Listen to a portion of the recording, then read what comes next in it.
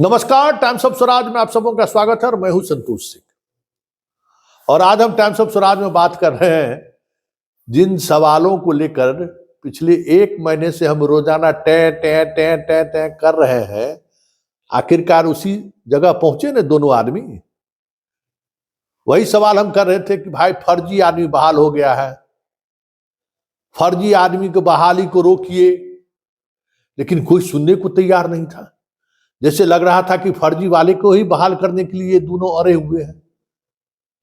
अब देखिए, अब आज से पूरे बिहार में 15 तारीख तक चलेगा औठा वेरिफिकेशन। कह रहे थे कि औठा वेरिफिकेशन कर लीजिए, सब्जेक्ट वेरिफिकेशन फर्स्ट फेज का। अब बताइए, और आपको जानकारी होगा जो 50 वो हम लोग चला रहे थे, 50-57 वो फर्जी मतलब शिक्षक लोग भाग गया है, संख्या 2000 से अधिक हो गया है। अब विभाग हैरान है, जहां जिस जिला से रिपोर्ट मांगा जा रहा है, कोई कभी देता है कि 50 गायब है, कभी 70, कभी 200 गायब। मतलब 2000 से अधिक शिक्षक गायब हैं। तो विभाग अब क्या तय किया कि 4 कैटेगरी में शिक्षक को बांटा है जो भगौरा है। पहला, जो काउंसलिंग में शामिल हुआ, विद्यालय आवंटन से पहले गायब हो गया, उसको 7 दिन का विज्ञापन निकालिए अखबार, बताइए वो भी खर्च कीजिए और उसके बाद उसकी सेवा समाप्त कीजिए। दूसरा कैटेगरी है कि काउंसलिंग में भी भाग लिया, स्कूल भी आवंटित हो गया, लेकिन ज्वाइन नहीं किया, इसको भी 7 दिन का नोटिस दीजिए, भगौरा घोषित करते हुए सेवा समाप्त कर दी। तीसरा है कि जो काउंसलिंग में भी शामिल लिया, विद्यालय का भी पत्र ले लिया, जाके ज्वाइन भी कर लिया, लेकिन जब कंप्यूटर से वेरिफिकेशन की बात आया तो वो लापता हो गया, अभी तक लापता है। इसको भी 7 दिन का समय दीजिए, विज्ञप्ति निकालिए और सूचना दीजिए और सेवा समाप्त करिए। और चौथा कैटेगरी में है कि जो ज्वाइन भी कर लिया, नौकरी भी शुरू कर दिया और उसके बाद गायब हो गया, इन लोगों को पहले सस्पेंड करेगा और उसके बाद बर्खास्तगी की प्रक्रिया करेगा। क्योंकि भाई सब तो राज्यकर्मी है, सबको राज्यकर्मी बना दिए, बिना जांचे सबको बहाल कर दिए। अब बहाल तो कर दिए, लेकिन हटाने की प्रक्रिया तो वही है जो सरकारी कर्मचारी को हटाने की प्रक्रिया है, और वो प्रक्रिया बहुत जटिल प्रक्रिया है। अब उस प्रक्रिया को ये लोग फॉलो कर रहे हैं। अब इसमें महीनों लगेगा, अखबार में विज्ञप्ति में सरकार के पैसा का खर्च होगा, सारे शिक्षकों का नाम भगौरा सबका छपाएगा, कहेगा 7 दिन के अंदर में आप आइए, नहीं तो आपकी सेवा समाप्त कर दी जाएगी। अरे बताइए, यही बात हम चीख कर कह रहे थे ना कि पहले इन लोगों का वेरिफिकेशन कीजिए, इसमें कई फर्जी लोग चलाया है। बताइए कितने स्टूडेंट को इस नुकसान हुआ है।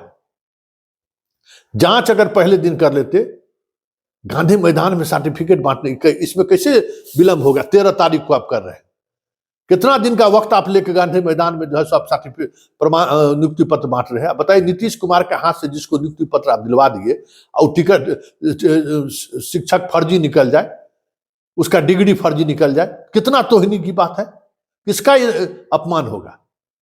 तो आप लोग मुख्य कानून चला रहे थे, मुख्य कानून। हम कुछ सुनना ही नहीं है, हमें जो मर्जी, मेरी मर्जी, जो मर्जी हो वो हम चलाएंगे। अब बताइए, आज से पूरे बिहार में हो गया आधार, बाकी चीज डॉक्यूमेंट्स वेरिफिकेशन शुरू हुआ। यही वेरिफिकेशन पहले भी हो सकता था, और 10 दिन वेरिफिकेशन पूरे बिहार में चलेगा।